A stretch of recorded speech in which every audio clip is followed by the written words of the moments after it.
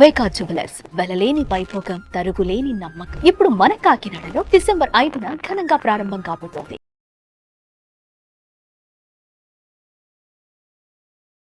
నమస్తే రస్త గారు. నమస్తే ఉషా. రీల్స్ ఈ మధ్య కాలంలో చాలా ఫేమస్ అయ్యారు చాలామంది ఈ రీల్స్ వల్ల అని చెప్పుకోవచ్చు. కాకపోతే బిహేవియర్ అండ్ దాంతోపాటు డ్రెస్సింగ్ సెన్స్ కావచ్చు, చాలా ఇంపాక్ట్ని క్రియేట్ చేసింది, చాలా వాటికి చేంజ్ చేసుకున్నారని చెప్పుకోవచ్చు. ఆడపిల్లల విషయానికి వస్తే అసలు ఎటువంటి చేంజెస్ చేసుకున్నారు, వాళ్ళకి ఇప్పుడు తెలియకపోయినా తర్వాత దీనివల్ల వచ్చే కాన్సిక్వెన్సెస్ ఉంటూ ఉంటాయి.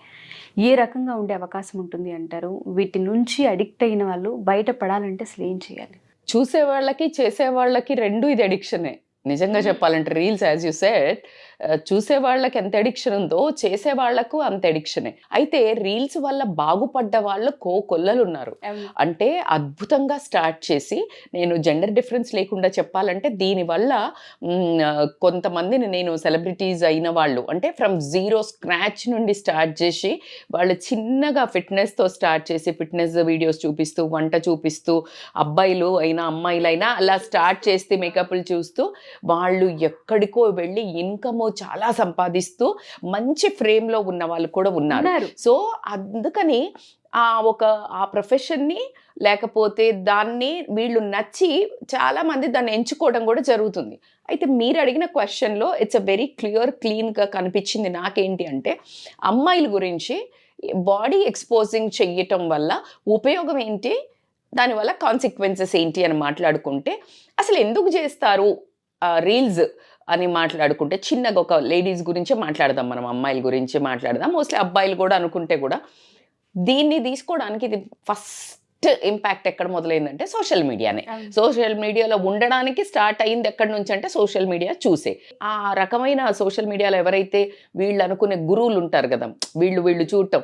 ఇప్పుడు ఏమైందంటే, ఇంతకు ముందు మనకి బయట కంట్రీస్కి వెస్ట్రన్ కల్చర్కి మనకు అంత దగ్గరగా ఎప్పుడో ఒక ఎంటీవీనో వీటీవీనో పెడితే కానీ కనిపించేవి కాదు. విపరీతమైన ఎక్స్పోజింగ్వి, వెరీ రేర్ ఆ ఛానల్ తీసుకోవాల్సి వచ్చేది. ఇంట్లో వాళ్ళు తీసుకునేవాళ్ళు కాదు, ఎవరైనా చూస్తూ ఉంటే మార్చేసేవాళ్ళు. ఇలాంటి ఒక పద్ధతి ఇండియాలో ఉండింది.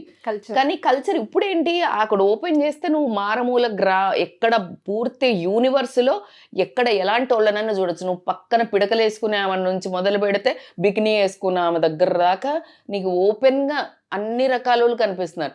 దీనికి ఇప్పుడు కుండలు చేసుకునే ఆవిడది ఒక రీల్ చూసాను నేను. It was amazing. నేనైతే మస్త్ అప్లాడ్ చేసిన. చక్కగా శుభ్రంగా చీర కట్టుకొని డ్రెస్ వేసుకోనో, లేకపోతే ఇక్కడ మెద్ద కట్ ఎట్ సైడో కుండలు చేస్తూ అమ్ముతోంది. ఇంకొక అమ్మాయి వరంగల్ నుంచి చేస్తూ. సో వాళ్ళ కెరియర్ అద్భుతంగా అయింది. సో నేను అందుకని చెప్తున్నా, దాన్ని ఇప్పుడు నేను తప్పుగా కూడా దూషించలేను. కానీ the coming to the point what you are learning. అయితే ఆ వెస్ట్రన్ కల్చర్స్లో వాళ్ళు బికినీలు వేసుకోవటం కానీ లేకపోతే బాడీ ఎక్స్పోజ్ చేయటం కానీ ఇట్స్ క్వైట్, వాళ్ళకి అది కామన్. వాళ్లకు అది కామన్. వాళ్ళు ఇప్పుడు కాదు, తరతరాలు ఒక 80-70 ఏళ్ల నుంచి కూడా వాళ్ళు బికినీలో వేసుకొని దాన్ని ఏమంటారు బీచ్లు పంటి తిరుగుతూ ఉండడం అనేది మనం పాత సినిమాల్లోంచి కూడా చూడటం జరిగింది. సో వాళ్ళు దాన్ని ఇట్లా సొల్లుగార్చుకొని చూడటము, దాన్ని ఎక్స్ప్లాయిట్ చేయటం అటువైపు తక్కువగా ఉంటుంది. అంటే రేషియో విల్ బి అరౌండ్ 10% కూడా ఉండదు ఆ రకమైన ఆపర్చునిటీ తీసుకోవటం. మనకు ఆ culture it is like very కళ్ళు ఇంత పెద్దగా హెడ్లైట్లు మాదిరిగా అయిపోయి చూసే కల్చర్ మనకి. అది నువ్వు ఎంత కాదన్నా మనకు అది ఎప్పుడు వింతే. ఎంత చిన్న బట్టలు వేసుకొని తిరుగుతున్న అమ్మాయిలు ఉన్నా అగైన్ మళ్ళీ అలాగే చూస్తారు. ఎందుకంటే అది మన కల్చర్ కాకపోవడం వల్ల మన మైండ్ యాక్సెప్టెన్స్ లెవెల్స్ తక్కువ ఉన్నాయి. మరి ఈ అమ్మాయిలకి ఎందుకు ఇలా బాడీ ఎక్స్పోజింగ్ అని అంటే, వీళ్ళు కెరియర్ ఆపర్చునిటీస్ అనుకుంటున్నారు. సో ఎందుకంటే వాళ్ళకి ఒక స్టాండర్డ్ అనేది పెరిగింది.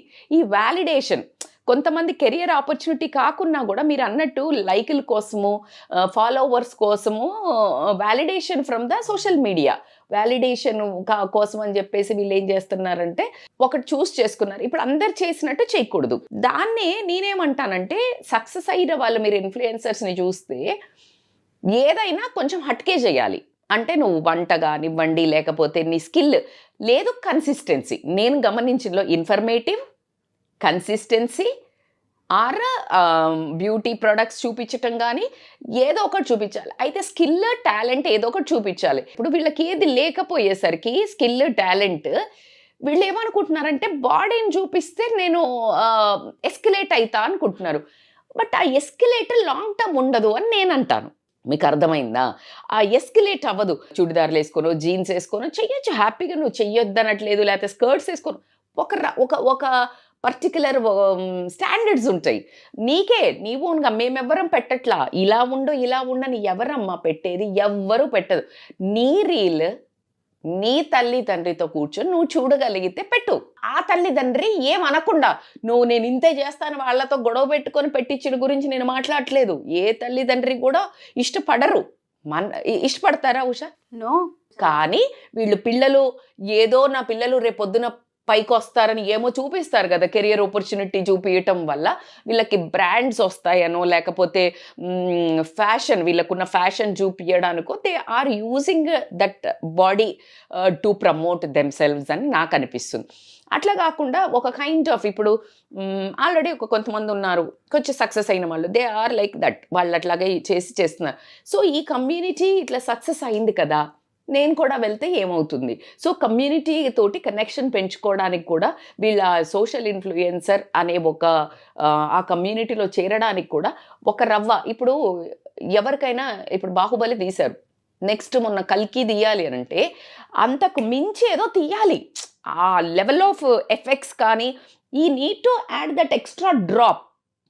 మీకు అర్థమైంది? ఒక గ్రీన్ టీ పెట్టిన తర్వాత బ్యాగ్ వేసిన తర్వాత ఆల్రెడీ అందులో నిమ్మకాయ ఉంది, వేసి పెట్టాడు లెమన్ టీ అని, బట్ ఇంకొక రవ్వ ఒక 2 drops నిమ్మకాయ కలిపితే టింజ్ ఉంటుంది. అట్లాగే ప్రతి దాంట్లో ఒక టింజ్, ఒక డ్రాప్ కావాలా. ఆ డ్రాప్ వీళ్ళు రోజుకి దాటుతూ పోతుంది.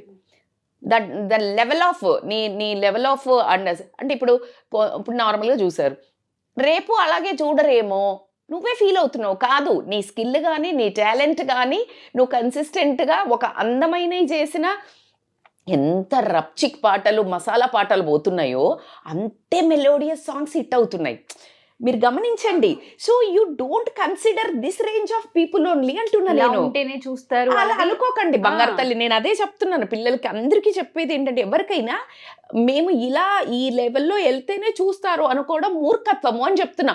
ఎంత మనం మాస్ పాటలు ఫుల్ హిట్ అవుతాయో అంతే అందమైన వాయిస్ అది కానీ చక్కగా చీర కట్టుకొని కానీ చక్కగా చూపించేవి కూడా బోలెడ్ హిట్ అయినాయి. ఎందుకు మాట్లాడాల్సి వస్తుందండి ఈ మధ్యకాలంలో వీటిపైన? మనది కాంది మనం అది కాదు అనుకున్నప్పుడు ఎందుకు మరో వేషాన్ని ధరించి పోస్టులు పెట్టి చేస్తున్నారు? పాపము ముసుగు వేసుకుంటున్నారు. అదే అంటున్నా, ఆ ముసుగులో బతకాల్సినంత అవసరం ఎందుకు వచ్చిన దానిపైన మాట్లాడుతూ ఉంటే చాలా మంది డిబేట్స్ కావచ్చు, కొన్ని లైవ్ షోలు కావచ్చు చూస్తున్నప్పుడు వ్యూవర్స్ కోసం, లైక్స్ కోసం ఎవరో ఎప్రిసియేషన్. మరి ఈ ఎప్రిసియేషన్ ఎందుకు మిస్ అవుతుంది అని అంటే, మన చుట్టుపక్కన ఉన్న వాళ్ళు మనకు వ్యాలిడేషన్ లేకపోవడం వల్ల చిన్నప్పటి నుంచి పేరెంట్స్ కానివ్వండి, స్కూల్లో కానివ్వండి, ఫ్రెండ్స్ దగ్గర కానివ్వండి, స్కూల్లో అంటే ఇంకా వీ వాంట్ మోర్. మీరు పేరెంటింగ్కి వెళ్ళాల్సి వస్తుంది. నేను పేరెంట్స్ని తప్పుపడట్లా, వాళ్ళు బాగుపడాలని చేశారు. కానీ వీళ్ళు ఏం చేశారు, మాకు వ్యాలిడేషన్ లేదు. ఇక్కడ ఎవరో కౌన్ కిస్కాగాడు జస్ట్ నీ ఫోటో చూసి ఒక పెట్టంగానే నీకు ఒక రకమైన హ్యాపీ హార్మోన్స్ సెక్రెట్ అవుతుంది. Again you want a validation.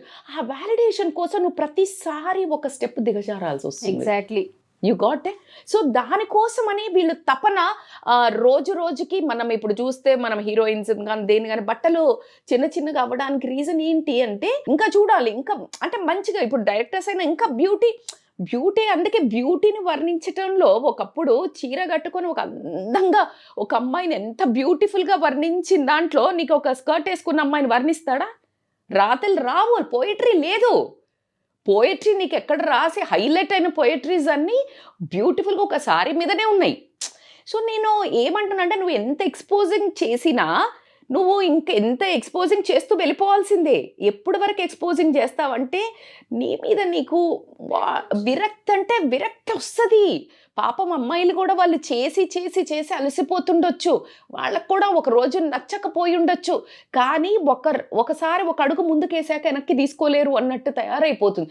నేనేమంటానంటే, స్టార్ట్ చేసినప్పుడే ఇప్పుడే యూ స్టార్ట్ ఎనీ స్కిల్ కానీ ఎనీ కన్సిస్టెన్సీ కానీ నువ్వు చక్కగా తయారై కూడా పెట్టు. నువ్వు చక్కగా తయారైతే కూడా అమ్మాయిలు ఎలా అయినా అందంగా, అమ్మాయి అంటేనే అందం అంటేనే అమ్మాయి.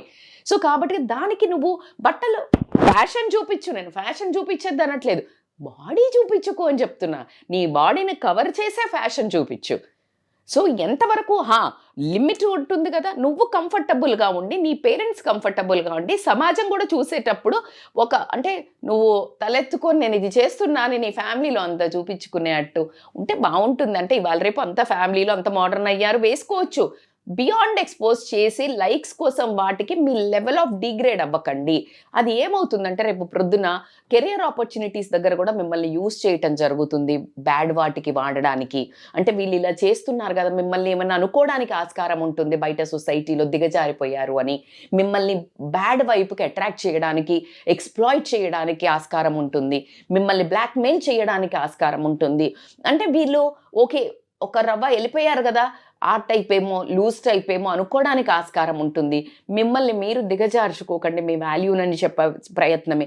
అలా కాకుండా నేను చాలా వరకు చూశాను ఈ అమ్మాయిలు కూడా, ఇప్పుడు మీరు ఒక వర్డ్ యూజ్ చేశారు, నేను నా దగ్గరకు వచ్చిన నాకు ఫ్రెండ్స్లో ఉన్న వాళ్ళు అన్నది ఏంటంటే ఎఫ్బీలో అమ్మాయిలు కూడా ఇలా ఎక్స్పోజింగ్ చేసో లేకపోతే ఇట్లా అబ్బాయిలు ఖచ్చితంగా సొల్లుగార్చుకుంటూ ఖచ్చితంగా పెడతారు, రిక్వెస్ట్లు పెడతారు, లేకపోతే ఏదైనా పెడితే వాళ్ళను ఎక్స్ప్లాయిట్ చేయటం. ఎందుకంటే వీళ్ళు నచ్చారు కదా ఇప్పుడు, అప్పుడు వాళ్ళ దగ్గర మనీ తీసుకోవటము, అబ్బాయిలను ట్రాప్ చేయటము. అబ్బాయిలను ట్రాప్ చేయటము అనే వర్డ్ నేను వాడకపోయినా అబ్బాయిలు ఆటోమేటిక్గా అందరిని చూసి వచ్చారు కాబట్టి ఖచ్చితంగా వీళ్ళకి కావాల్సింది వీళ్ళు అడిగి మనీ ఎకనామికల్గా వీళ్ళు స్ట్రెంత్ అవ్వాలనుకోవడము, వాళ్ళ బాడీని యూజ్ చేయడానికి ఈజీగా బయట మార్కెట్లో ఓపెన్నెస్ అనేది క్రియేట్ అయిందేమో అని నా ఉద్దేశం. మీరు ఒప్పుకోవాల్సిందే, దీంట్లో ఎటువంటి ధైర్యం అంటే స్టార్ట్ అయిన విధానం వేరు. ఎకనాలెడ్జ్మెంట్ ఊరికే సోషల్ మీడియాలో బాగుంది, నేను చేస్తుంటే సరదాగా ఉంది, నాకు వ్యాలిడేషన్. కానీ అక్కడి నుంచి దారులు పలువైపుల వెళ్తూ ఉంటాయి, నీకే తెలీదు. నేను అదే చెప్తున్నాను. ఎవరు చెయ్యొద్దా మేడం మరి మాకు బాగా పోతుందా? వీలైనంత వరకు నువ్వు స్వతహాగా నీ ఇంట్రోస్పెక్ట్ని అడిగి స్టార్ట్ చేయి. లేదు అంటే గనక నీకు దమ్ముందా, ఎటువంటి ఇలాంటి పెద్ద పెద్ద ప్రాబ్లమ్స్ వస్తాయి, అవి కంట్రోల్ చేసుకొని రేపు ప్రొద్దున నువ్వు చేసే రీల్స్ యంగ్ ఏజ్లో ఉన్నప్పుడు చేస్తున్నావు, రేపు ప్రొద్దున నీ పెళ్ళైనాక ఇది నీకు ఇష్యూ కాదా? నువ్వు ఎలాంటి వాళ్ళని సెలెక్ట్ చేసుకోవాలి అనుకుంటున్నావు? ఇలా రీల్స్ వాళ్ళే, ఇలా వీళ్ళే చేసుకుంటున్నారు సేమ్ ఇండస్ట్రీ వాళ్ళు అంటే మేబీ అంత ఇష్యూస్ రావేమో. కానీ రేపు ప్రొద్దున నువ్వు ఒక ఇంజనీరింగ్ చదువుతున్న అమ్మాయో, లేకపోతే ఎవరో మామూలుగా చదువుకునే అమ్మాయిలో, లేకపోతే ఒక మంచి ఫ్యామిలీకి సంబంధించిన అమ్మాయిలో సరదాగా చేస్తున్నాము అని కనుక నువ్వు ఒక లైన్ క్రాస్ అయి నువ్వు చేసినట్టయితే రేపు ప్రొద్దున నువ్వు పెళ్లి చేసుకునే నీ కమ్యూనిటీ నుంచి నీకు యాక్సెప్టెన్స్ లెవెల్స్ ఉండవు. ఉండకపోగా బై డిఫాల్ట్ చేసుకోవాల్సి వస్తే చేసుకున్న నీ మీద ఒక రకమైన ఇమేజ్ కానీ ఉండటము, లేకపోతే నీ ఆల్రెడీ ఉన్న సర్కిల్లో నీ బికాస్ ఆఫ్ దిస్ ఉన్న ఫ్రెండ్సో, లేకపోతే నీ మీద సొసైటీకి ఒక ఇంప్రెషన్ అయితే వచ్చేసింది. సో నిన్ను మళ్ళీ ఎక్కడైనా టార్గెట్ చేసి నీకు ఇష్యూస్ క్రియేట్ కాకుండా ఇంత చాలా ఉంటుంది. నువ్వు ఒక్కటి చేసేసి అయిపోయింది, ఈ రోజుకి ఈ రీల్, నేను ఒకటి చిన్నది చేసేస్తే ఏమవుతుంది, 5 నిమిషాలే కదా, నేను కొంచెం మామూలు తీసుకుంటా, కొంచెం ఎక్స్పోజింగ్ చేస్తా అని మాత్రం అనుకోకండి. This past will hunt future. So కాబట్టిగా అలాంటి తప్పులు, అలాంటి ప్రాబ్లమ్స్ కొన్ని తెచ్చుకోకుండా మీరు మీ క్రియేటివిటీని చూపించుకోవడానికి, మీ కెరియర్ ఆపర్చునిటీస్ కోసము, మీకు ఏదైతే మంచిగా అనిపిస్తుందన్న మీరు అనుకున్న సమాజం నుంచే వ్యాలిడేషన్ అనుకుంటున్నారా, ఏమనుకుంటున్నారా, అన్నిటినీ ఒకసారి ఆలోచించుకొని చేయమని అయితే చెప్తాను. Thank you so much ma'am. మంచి అవేర్నెస్ వీడియో. మీరు ఇందాక ఒక మాట అన్నారు, మొదలుపెట్టినప్పుడు ప్రయాణం దేనికోసం అయితే మొదలుపెట్టారో అదైతే పర్వాలేదు, కానీ మొదలు పెట్టిన తర్వాత దారులు మారితే మాత్రం ఖచ్చితంగా ఫ్యూచర్ని డిసైడ్ 80% మారుతుంది ఉషా. 80% మారినవే నా దగ్గర ఉన్నాయి కేసెస్. 1 కాదు 2 కాదు. నేను ఒప్పుకోవాల్సిందే, అసలు వచ్చే ప్రయాణం వేరు, ఆ తర్వాత వాళ్ళ లైఫ్లో ఎక్కడెక్కడికో వెళ్ళిపోయిన వాళ్ళే ఉన్నారు. మొన్న నేను బెంగళూరుది మళ్ళీ ఒకసారి ఇన్సిస్ట్ చేస్తాను, 2 ఇన్స్టాగ్రామ్స్. ఒకటి మనము ఒక 8 months 7 months బ్యాక్ చేసాము, ఒక అమ్మాయి పెళ్ళైన అమ్మాయికి ఇన్స్టాగ్రామ్ రీల్స్ ఇష్టమని చేసి అందులో ద్వారా పరిచయమైన అబ్బాయి వల్ల హస్బెండ్ని చంపడం ఏదో జరిగింది. రెండోది వచ్చేసి ఇంకొక అమ్మాయి ఇన్స్టాగ్రామ్ రీల్స్ వల్లనే పరిచయం అయ్యి సేమ్ కమ్యూనిటీగా ఒక అబ్బాయి ఆ అమ్మాయితో ప్రేమలో పడి దాని తర్వాత వదిలేయటం వల్ల మళ్ళీ మన వాళ్ళు ట్రోల్ చేయటం వల్ల ఆ అమ్మాయి సూసైడ్ చేసుకోవడం జరిగింది. అండ్ మూడోది వచ్చేసి అసలు దానివల్ల కాకుండా అక్కడి నుంచి వేరే అబ్బాయిలు ఎక్స్ప్లాయిట్ చేయటం వల్ల ఆ అమ్మాయి రాంగ్ డైరెక్షన్లో వెళ్ళి లైఫ్ని అసలు చాలా బ్యాడ్ ట్రాక్లోకి వెళ్ళటం చాలా మంది ఉన్నారు. సో కాబట్టికే be careful, whatever you are doing మంచి దిశగా వెళితే మేమందరము ఆమోదిస్తాం. Thank you ma'am, thank you so much. Thank you so much Usha.